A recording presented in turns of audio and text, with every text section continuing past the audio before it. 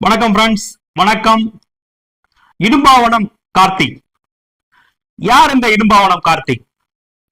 காதல் என்கின்ற பெயர்ல ஒரு பெண்ணை காதலித்து விட்டு இப்போ திருமணம் செய்வதற்கு தயக்கம் காட்டுறாரு. அந்த பெண்ணுடைய ஆடியோ பதிவு சமூக வலைதளங்கள்ல மிகப்பெரிய அளவுல வைரலா பரவி வருது. அந்த ஆடியோவை நீங்களே பாத்தீங்கன்னா பாதி விஷயத்த புரிஞ்சுக்க முடியும். உங்களையும் சாட்ட துரைமுருகனையும் அண்ணன் சீமானையும் தான் சாட்டுங்க. அண்ணன் சீமானை வச்சா இல்ல சாட்ட துரைமுருகனை வச்சா இல்லைண்டா உங்களை வச்சா அவளோட இவன் படுத்தவன். இது மட்டும் இல்ல, ஆதாரம் இருக்கு, ரொம்ப ரொம்ப ஆதாரம் இருக்கு. நாங்க இது 4 வருஷமா பார்த்துட்டு இருந்தோம். நாங்க கட்சியில இவன் இருக்கணும், இல்லையண்டா இவன் சாகணும். நாளைக்கு புள்ள தற்கொலை செய்யும், இது நிச்சயம் நடக்கும். உங்களுக்கு தெரியாது என்ன நடக்க போகுதுன்னு. இப்ப என்ன ஐயா, நாளை காலையில இப்ப பொலிசுக்கு போறாங்க, நாளை காலையில இதுக்கான முடிவு ராவணன்குடியில வந்து நிற்பாங்க. இங்க உங்களுக்கான ஆதரவு உலக தமிழினத்திட்ட இருந்து இல்லாம போம். நான் புரியுதா? இப்படி இது இல்லையா தமிழ் தேசியம், இது இல்ல வாழ்வு கொடுக்குறேன். உங்களுடைய மகளிர் பாசறையில் இவ்வளவு பொம்பளை பிள்ளைகள் பயணிக்கிற அளவு நீங்க செய்யற வேலையா இது? உங்களோட வெக்கமா இல்ல? இந்தலா இவன் அனுப்பின சகல ஆடியோ நான் நேற்று முந்தநாத்து போன் பேசின 1 மணித்தியாலம் 25 நிமிடம் இருக்கு. இவ்வளவு சகல மகளிர் பாசறைக்கு நான் இன்றைக்கு அனுப்பி இதுக்கு நீதி தரணும் இல்லைன்னா கேட்பேன். நான் நேற்று அண்ணனுக்கு அனுப்பினேன் இந்த செய்தியா. நான் அப்படி போது உள்ள 2 தரம் தற்கொலை செய்ய முடிவெடுத்தவள், புரியுதா? 2 தரம் தற்கொலை செய்ய முடிவெடுத்தவள். கடைசியை நாங்கள் தான் சொன்னாங்க, புலம்பெயர் நாட்டுல இருந்து நாங்கள் தான் சொன்னாங்க, நாங்க அண்ணனோட பேசுறோம்மா, நீங்க பொறுமையா இருங்கன்னு. எப்ப புரிய வைப்ப? போன வாரம் சொன்ன மறுபடியும் ஆரம்பிக்கிற என்ன பிரச்சனை இப்போ? அண்ணன் என்ன சொன்னாரு? அண்ணன் என்ன சொன்னாரு? இப்போ எப்படிப்பா சரியா வரும்? பேஸ் பண்றது எப்படி சரி வரும்? இவன் வாழ்க்கை எப்படி சரியா வரும் அப்படின்னு கேட்டுது. இவன் வாழ்க்கைக்கு எப்படி சரியா வரும்னு கேட்டாரா? சரி, அதுக்கப்புறம் நடந்ததெல்லாம் சொன்னியா இல்லையா? நீ வந்தது பேசினது அதுக்கப்புறம் நடந்ததெல்லாம் நீங்க பேசுனீங்களா இல்லையா? சொன்னீங்களா இல்லையா? சரி பண்ணணும்னா நீ அப்பவே இதை சரி பண்ணிருக்கலாம்ல, சரி பண்ண வேண்டியதானே. பேசுறான் அதான் வேணாம் புரியல. சொல்லு விஷயத்த சொல்லு. வேணாம் அமைதியா இருக்க சொல்லுப்பா. அமைதியா இருக்க சொல்லியிருக்காரு. அமைதியா இருக்க சொல்லுன்னு அவர் சொல்லிட்டாரு. இப்ப என் வாழ்க்கைக்கான முடிவு அது கேள்விக்குறியில இருக்குல்ல. ஒரு நிமிஷம் கொஞ்சம் நான் என்ன பண்றேன், விட போறேன். நான் கொஞ்ச நாள் அமைதியா தான் சொல்றேன். இருடா, ரொம்ப வருஷமாவே அமைதியா இருந்துட்டேன். ரொம்ப வருஷமா இந்த பாரு, இது ஆற போட்டு பண்ற வேலையே கிடையாது. இது ஆற போட்டு பண்ற அளவுக்கு இது வந்து அரசியல் பிரச்சனை கிடையாது. இது ஒரு பொண்ணோட வாழ்க்கை பிரச்சனைங்கிறத மனசுல வச்சுட்டு நீ பேசு. நான் Facebookல போட்டது பிரச்சனை ஆயிடுச்சு, நான் மன்னிப்பு கேக்குறேன்ட்டேன். இதுக்கு மேல என்ன பண்ண சொல்றேன்? நான் என்ன சொல்றேன் இந்த பாரு, இல்ல நீ சரி பண்ண வேண்டாம். நான் எங்க பேசி என்ன முடிவு கேட்டுக்கணுமோ நான் கேட்டுக்கிறேன். நீ வை. இவன் இப்படிதாக்கா பேசிட்டு இருக்கான். ஒரே சாட்சி விட்டு அங்க போய் பேசுவது அவர்தான் எனக்கு எல்லாம். அவர் சொல்றது செய்யிட்டு முடிச்சுட்டு இவங்க இப்படி இந்த ஆடியோ மூலமா அந்த பெண் எப்படி வஞ்சிக்கப்பட்டிருக்கிறார் என்பதை நம்மால புரிஞ்சுக்க முடியுது. மன்னன் எவ்வழியோ மக்கள் அவ்வழி என்று சொன்னதை போல இந்த தம்பியும் தன்னுடைய ஆசானா இருக்கக்கூடிய சீமானை போலவே, சீமான் எப்படி விஜயலட்சுமி ஏமாத்திட்டு இப்போ வரைக்கும் அந்த விஜயலட்சுமிக்கு தண்ணி காட்டி வராரோ அப்படி தன்னுடைய ஆசானை போலவே இவரும் செயல்பட்டு இருக்காரு. இவர் ஏமாத்துகின்ற வேலைக்கு சாக்கடை துரைமுருகன் மாமாவால பார்த்திருக்காரு, எப்படி அந்த பொண்ணை சரி கட்டுறதுன்றும் பார்த்திருக்காரு. அந்த அடிப்படையில இந்த பிரச்சனைய சீமான் கையில கொண்டு போகும்போது சீமான் சொல்லியிருக்காரு, இந்த பொண்ணை கல்யாணம் பண்ணா எப்படிதான் அவன் செட்டில் ஆக முடியும் என்பதை போல ஒரு கேள்வியை எழுப்பியிருக்காரு. அதாவது காதலிப்பதும் கல்யாணம் பண்ணி கொள்வதும் வாழ்க்கையில ஆண்கள் செட்டில் ஆவதற்கான ஒரு பாணி என்பதை போல சீமான் கேள்வி எழுப்பியிருக்கிறாரு. காதலிப்பதும் கல்யாணம் பண்ணுவதுமே செட்டில் ஆவதற்கான, வாழ்க்கையில செட்டில் ஆவதற்கான வேலைன்னா அப்ப இவர் கட்சி நடத்துவது எதற்காக என்பதை நம்மால புரிஞ்சுக்க முடியும். எப்படி விஜயலட்சுமி ஏமாத்திட்டு தொடர்ந்து இவர் அந்த விஜயலட்சுமிக்கு தண்ணி காட்டி வராரோ அப்படி அவருடைய தம்பிங்களும் இப்போ தொடர்ந்து வேலை செய்ய ஆரம்பிச்சிருக்கிறாங்க. சாக்கடை துரைமுருகனும் அவர் கல்யாணம் பண்ணி இருக்கிற பெண் ஒரு கௌரவமான குடும்பத்தை சார்ந்தவரா இருந்தாலும் அவர் தன்னுடைய ஆரம்பகால வாழ்க்கையில முதல் கணவனா இருந்த முத்துக்குமார் என்பவர் இறந்த பிறகு அந்த பொண்ணை எப்படி கரெக்ட் பண்ணி கல்யாணம் பண்ணிக்கினா தன்னுடைய வாழ்க்கையில செட்டில் ஆக முடியும் என்கின்ற நிலையில தொடர்ந்து யோசித்து அந்த பெண்ணை கல்யாணம் பண்ணிக்கின்னு தன்னுடைய வாழ்க்கையில பொருளாதார ரீதியா செட்டில் ஆனவர் தான் சாக்கடை துரைமுருகன். இப்படி இந்த நாம் தமிழர் கோஷ்டி எல்லாமே பெண்களை எப்படியெல்லாம் வஞ்சித்து, பெரிய வீட்டு பெண்களை எப்படியெல்லாம் வஞ்சித்து வாழ்க்கையில செட்டில் ஆக முடியும் என்பதையே ஒரு தொடர் வேலையா கொண்டிருக்கிறாங்க. இதன் மூலயமா நம்ம புரிஞ்சிக்க வேண்டியது, நம்ம வீட்டு பெண்களை எப்படி காப்பாற்ற போறோம். நாம் தமிழர் கட்சி என்கின்ற பெயர்ல இவனுங்க எப்படி பாரதிய ஜனதா கட்சிக்காரனுங்க தன் கட்சிக்கு வர பெண்களையே எப்படி தவறாக பயன்படுத்தினார்களோ அப்படி நாம் தமிழர் கட்சிக்காரங்களும் இப்போ இறங்கி பயன்படுத்த ஆரம்பிச்சிருக்காங்க. இவங்களுக்கு எந்த விதமான கொள்கையும் கோட்பாடும் கிடையாது. கட்சி நடத்தி வாழ்க்கையில செட்டில் ஆகணும்.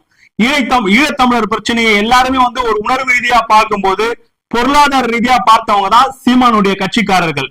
அதாவது அந்த ஈழத்தமிழர் பிரச்சனைக்காக தீக்குளித்த தம்பியினுடைய வீடு எப்படி இருக்கிறது, முத்துக்குமாருடைய வீடு எப்படி இருக்கிறது என்பதை காட்டியும் சீமான் தொடர்ந்து தன்னுடைய ஈழத்தமிழர் பிரச்சனையை பேசி பேசி எப்படி பொருளாதார ரீதியா பலம் பெற்றுகிறார் என்பதையும் சமூக வலைதளங்களை ஒப்பிட்டு பேசும்போது எந்த அளவுக்கு சீமான் ஒரு பேய்ப்புவாதி என்பதை நம்மால புரிஞ்சுக்க முடியுது. இது இப்படி ஒரு பக்கம் இருக்க, ஒரு கட்சி நடத்தக்கூடிய ஒரு தலைவன் எப்படி நடந்து கொள்ள வேண்டும் என்கின்ற ஒரு வரைமுறை, ஒரு நெறிமுறை, ஒரு பக்குவம், ஒரு பண்பாடு இருக்கு. ஆனா இந்த எந்த பண்பாட்டுக்குள்ளேயும் உள்ள வராத ஒரு தருதலை தான் சீமான். தன் கட்சிக்கென்று தனியா ஒரு ஊடகம் நடத்துவதற்கோ, அந்த ஊடகம் நடத்துவதற்கான பொருளாதார தேவையை தேடுவதற்கோ இந்த சீமான் ஏன் இதுவரைக்கும் முயற்சிக்கவில்லை? தன்னுடைய கட்சிக்காக ஒரு பத்திரிகை நடத்துகிறாரா? ஒரு அதிகாரப்பூர்வமான ஒரு பத்திரிகை நடத்தி இருக்கிறாரா?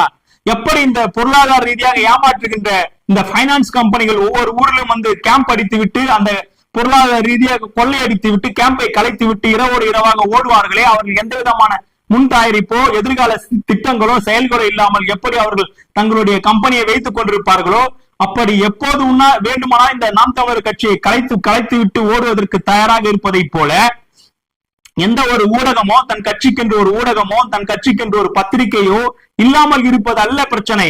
அந்த திட்டங்களை நடைமுறைப்படுத்துவதற்கு கூட ஏன் இவர் இதுவரைக்கும் முயற்சிக்கவில்லை என்கின்ற கேள்வி நம் முன்னால் இருக்கிறது.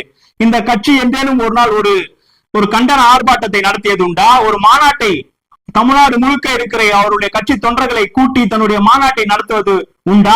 எப்போதுமே தன்னை மட்டுமே மையமாக வைத்துக் கொண்டு தான் கேமரா முன்னாலேயே கட்சி நடத்திவிட முடியும், கேமரா முன்னாலேயே கட்சி நடத்துவதை தான் இவர்கள் வைத்துக் கொண்டிருக்கிறார்கள்.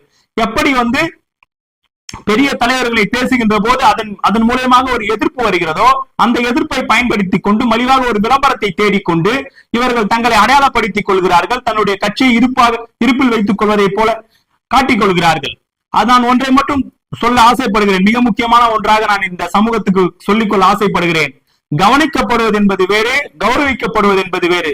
தொடர்ந்து இந்த சீமான் கட்சிக்காரர்கள் கவனிக்கப்படுகிறார்களே தவிர மாறாக கௌரவிக்கப்படவில்லை.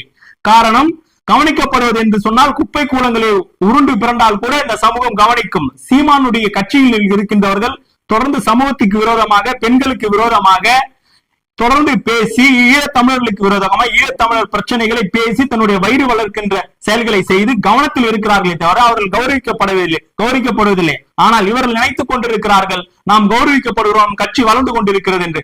மக்கள் களத்தில் கட்சி தொடங்கிய நாள் இந்த அளவிற்கு மிக மிக மிக படுதோல்வி தொடர்ந்து சந்தித்து டெபாசிட் வைக்கின்ற நிலையிலேயே தொடர்ந்து இருந்து கொண்டிருக்கின்ற ஒரு கட்சி என்று சொன்னால் அது நாம் தமிழர் கட்சி தான். ஆனால் இவர்கள் வெறிநாய் எப்படி தெருவிலே போகிறவர்களை கடிக்கின்ற போது அந்த வெறிநாயின் பக்கத்தில் ஒரு கவனம் ஈர்க்கப்படுகிறதோ அப்படி தொடர்ந்து பெரிய பெரிய தலைவர்களை இவர்கள் ஏளனமாக பேசி அல்லது விஜயலட்சுமி போன்ற பாதிக்கப்பட்ட பெண்கள் விஷயத்திலே அவர்கள் உரிமை மீறி, வரம்பு மீறி, இப்போ சமீபத்திலே அந்த பெண் பாதிக்கப்பட்டிருக்கிறார், அந்த பெண்ணுடைய பெயரையோ அல்லது அந்த பெண்ணுடைய புகைப்படத்தையோ வெளிப்படுத்துவது அந்த பெண்ணுக்கு தனிப்பட்ட முறையில் நாம் ஏற்படுத்துகின்ற ஒரு களங்கம். அதை நாம் செய்ய வேண்டாம் என்று நான் நினைக்கிறேன். என்றாலும் கூட அந்த வீடியோ பதிவை நான் பதிவேற்றம் செய்திருக்கேன், நீங்கள் பார்த்திருப்பீர்கள். இப்படி தொடர்ந்து ஒரு கவனத்திலே இருக்க வேண்டும் என்று அவர் நினைத்துக் கொண்டிருக்கிறார்கள். ஆனால் உள்ளபடியே அவர்கள் குப்பை மேட்டில் உழன்று கொண்டிருக்கிறார்கள், சேக்கரையில் உழன்று கொண்டிருக்கிறார்கள். மக்கள் களத்திலே இவர்கள் மீது எந்த விதமான அபிப்பிராயமோ நல்ல நம்பிக்கையோ எதுவுமே கிடையாது. இந்த காணொலி மூலியமாக நான் இந்த தமிழ் சமூகத்தை நோக்கி கேட்டுக்கொள்வது எல்லாம் என்னவென்றால், நாம் தமிழர் கட்சி தம்பிமார்கள் என்று சொல்லிக் கொண்டு வருகின்றவரிடத்திலே உங்கள் பெண் பிள்ளைகளை எச்சரிக்கையாக பார்த்துக் கொள்ளுங்கள். அவர்கள் எப்படி பாரதிய ஜனதா கட்சிக்காரர்கள் நம் வீட்டு பெண்களை, அந்த கட்சியில் இணைகின்ற பெண்களை எப்படி தவறாக பயன்படுத்தினார்களோ அப்படி இந்த நாம் தமிழர் கட்சிக்காரர்களும் கூட பெண்களிடத்திலே கண்ணியமாக நடந்து கொள்ள வேண்டும் என்கின்ற எண்ணம் இல்லாமல் மிக கொச்சையாக அந்த பெண்களை பயன்படுத்தி விட்டு அவர்களை இப்படி கண்ணீரும் கம்பளியுமாக அழ வைக்கிறார்கள். இவர்கள் எல்லாம் மனித சமூகத்திலிருந்து அப்புறப்படுத்தப்பட வேண்டிய தீய சக்திகள். இத்தகையவர்களுக்கெல்லாம் சட்டத்தின் முன்னால் உரிய தண்டனை கிடைக்கப்பட வேண்டும். அந்த பெண் இப்போ எப்படி இந்த விஜயலட்சுமி தொடர்ந்து கண்ணீரோடும் கம்பளியோடும் தொடர்ந்து பேசிக் கொண்டிருக்கிறாரோ அப்படி புதிதாக இப்போது ஒரு பெண் வந்திருக்கார் என்கின்ற போது உள்ளபடியே நமக்கு வேதனையாக இருக்கிறது. தந்தை பெரியார் இடத்திலே கேட்டார்கள், எது ஒழுக்கம் என்று கேட்டார்கள். தந்தை பெரியார் சொன்னார், ஆடை அணிவதிலோ, அலங்காரம் படித்துக் கொள்வதிலோ, பேசுகின்ற பாணியிலேயோ, அல்லது உடை அணிவதிலேயோ, அல்லது கற்ற கல்வியிலேயோ, உங்களுடைய பொருளாதாரத்திலேயோ ஒழுக்கம் என்பது இல்லை. தந்தை பெரியார் சொன்னார், ஒழுக்கம் என்பது இல்லை. எதில் இருக்கிறது அப்போது ஒழுக்கம் என்று கேட்டார்கள். தந்தை பெரியார் சொன்னார், மற்றவன் உன்னிடத்தில் எப்படி நடந்து கொள்ள வேண்டும் என்று நீ ஆசைப்படுகிறாயோ, மற்றவன் உன்னிடத்தில் எப்படி நடந்து கொள்ள வேண்டும் என்று நீ ஆசைப்படுகிறாயோ அப்படி அவனிடத்தில் நீ நடந்து கொள்ள வேண்டும் என்று சொன்னார். அதுதான் ஒழுக்கம் என்று தந்தை பெரியார் அவர்கள் வரையறுத்து சொன்னார். இதற்கு முன்னால் தந்தை பெரியார் வரையறுத்ததை போல ஒழுக்கம் என்கின்ற வார்த்தையை யாருமே வரையறுத்ததில்லை. ஆனால் தந்தை பெரியார் அவர்கள் திட்டவட்டமாக அப்படி வரையறுத்து சொன்னார். நான் சீமானை பார்த்து கேட்கிறேன், சீமானை, உனக்கு ஒரு சகோதரி இருந்தால், உனக்கு ஒரு உன் வீட்டில் ஒரு பெண் இருந்தால் விஜயலட்சுமியை போல பொது வெளியிலே கத்திக் கொண்டிருக்கிறாரே, அதை பார்க்கின்ற போது உனக்கு கருணையும் இரக்கம் ஏற்படவில்லையா? இப்போது உன்னுடைய தம்பி ஒருவன் இப்படி ஒரு பெண்ணை ஏமாற்றி விட்டு நாளை கலத்தி கொண்டிருக்கின்றன, அந்த பெண் சமூக வெளியிலே கத்திக் கொண்டிருக்கிறாரே, அதை பார்க்கின்ற போது உன் வீட்டு பெண் கத்துவதை போல உனக்கு ஒரு எண்ணம் வரவில்லையா? உங்கள் வீட்டு பெண் எப்படி கௌரவத்தோடு இருக்க வேண்டும், எப்படி கண்ணியத்தோடு இருக்க வேண்டும் என்று நினைக்கின்ற நீங்கள் ஏன் மற்ற வீட்டு பெண்களை ஏன் இப்படி ஒரு போக பொருளாக பயன்படுத்தி குப்பையில் எறிகின்ற ஒரு குப்பை பொருளாக மாற்றி தூக்கி போடுகிறீர்கள்?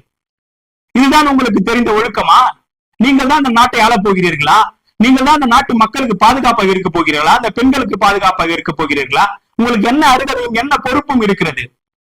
பெண்களை தொடர்ந்து இப்படி பயன்படுத்தி விட்டு தூக்கி எறிகிறீர்களே, இது எப்படி ஒரு ஒழுக்கமாகும்?